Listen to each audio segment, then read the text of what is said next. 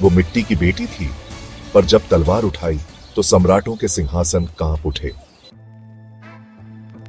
उन्होंने उसे कमजोर समझा क्योंकि वो एक औरत थी। उन्होंने उसे नजरअंदाज किया क्योंकि वो छोटे राज्य से थी। उन्होंने उसे दबाना चाहा क्योंकि वो अकेली थी। लेकिन जब उसने पहली बार ललकारा तो समंदर तक सुलग गया। यह कहानी है वीरांगना वेल्लीविथी देवी की, संगम काल की वो रानी जिसने न सिर्फ दुश्मनों को हराया बल्कि भारत की अखंडता की पहली लौ जलाई। समय था 200 ईसा पूर्व। स्थान दक्षिण भारत का समृद्ध तटीय क्षेत्र जहां पांड्य, चेर और चोल वंशों का प्रभाव था।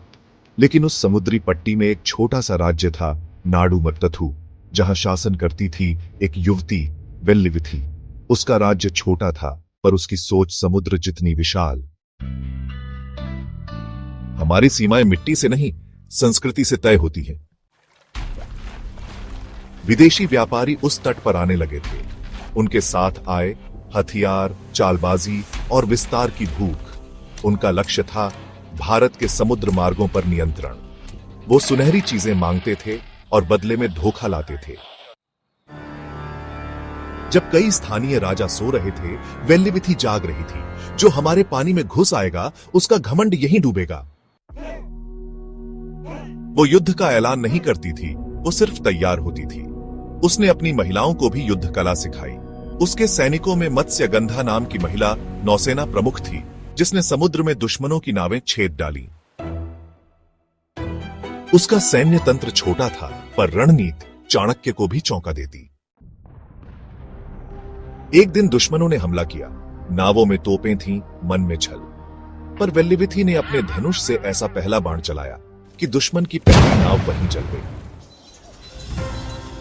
यह भारत है, यहां युद्ध नारी भी करती है और जीत भी। 3 दिन तक युद्ध चला और तीसरी रात उसने अकेले ही दुश्मनों की खेप के पीछे जाकर उनका बारूद गोदाम फोड़ डाला। भारत ने हमेशा अपनी वीर महिलाओं को पूजा है, माता दुर्गा के रूप में, चंडी के रूप में और धरती की बेटी के रूप में। वेल्लीविथी उसी परंपरा की जीवित प्रतिमा थी। अगर भारत एक शरीर है तो हर महिला उसकी रक्षा करने वाली शक्ति है। उसने न केवल अपने राज्य की रक्षा की बल्कि भारत के समुद्री द्वार को विदेशी नियंत्रण से मुक्त रखा। क्यों नहीं पढ़ाया गया उसका नाम? क्यों उसकी वीरता, उसकी बलिदान ग्रंथों में सिर्फ एक पंक्ति बनकर रह गए? क्योंकि वो कोई साम्राज्य नहीं थी, न अशोक न विक्रमादित्य। वो एक जननायिका थी जिसकी शक्ति लोगों के प्रेम से आती थी, न कि दरबारों के शिलालेखों से।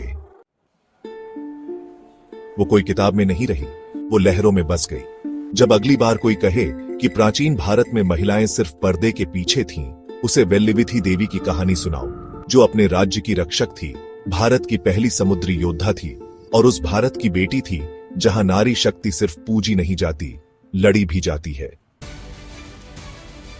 यह थी कहानी एक ऐसी रानी की जिसने इतिहास नहीं मांगा बल्कि भारत को इतिहास दिया।